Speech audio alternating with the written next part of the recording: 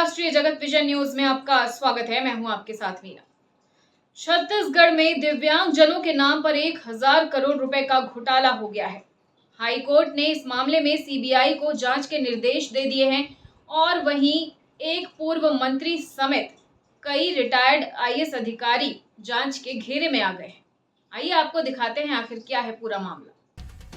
दिव्यांगों के कल्याण के नाम पर 1000 करोड़ रुपए के घोटाले की सीबीआई जांच चालू रखने का आदेश छत्तीसगढ़ हाईकोर्ट ने दे दिया है।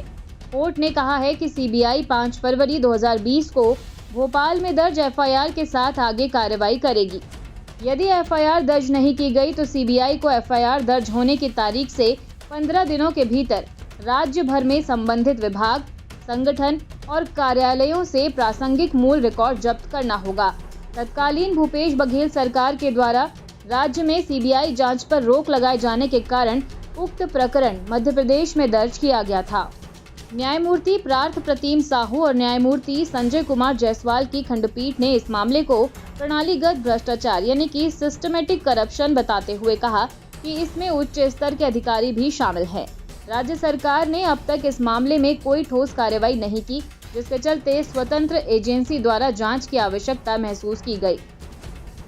इस मामले में तत्कालीन महिला एवं बाल विकास मंत्री, वर्तमान में भाजपा विधायक रेणुका सिंह, तत्कालीन मुख्य सचिव और सेवानिवृत्त IAS Vivek Dhand, MK Raut, Alok Shukla, Sunil Kujur, BL Agarwal, Satish Pandey, PP Shroti समेत कई नाम जांच के घेरे में हैं।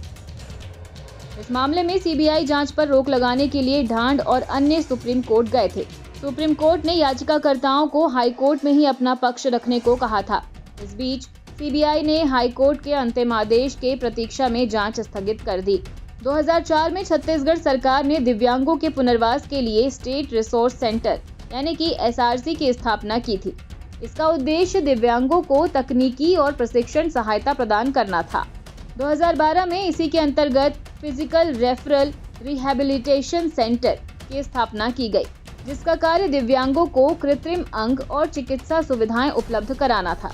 लेकिन सूचना के अधिकार के तहत प्राप्त दस्तावेजों से यह स्पष्ट हुआ कि ये संस्थाएं केवल कागजों पर ही सक्रिय थी और सरकारी फंड का दुरुपयोग किया जा रहा था। रायपुर निवासी कुंदन सिंह ठाकुर ने 2018 में इस मामले को लेकर जनहित याचिका दायर की थी। याचिका में आरोप लगाया गया कि इन संस्थाओं में कर्मचारियों की नियुक्ति किए बिना ही उनके नाम पर वेतन निकाला जा रहा था। याचिकाकर्ता ने ये भी बताया कि उनके नाम पर भी फर्जी रिकॉर्ड बनाकर वेतन निकाला गया, जबकि उसने कभी वहां कार्य किया ही नहीं। इस घोटाले की कुल राशि 1000 करोड़ रुपए से अधिक बताई जा रही है। फिलहाल खबरों में इतना ही। अपडेटेड रहने के लिए हमारे चैनल को सब्सक्राइब कर लीजिए। नई खबरों के नोटिफिकेशन के लिए बेल आइकन जरूर दबाइए। नमस्कार।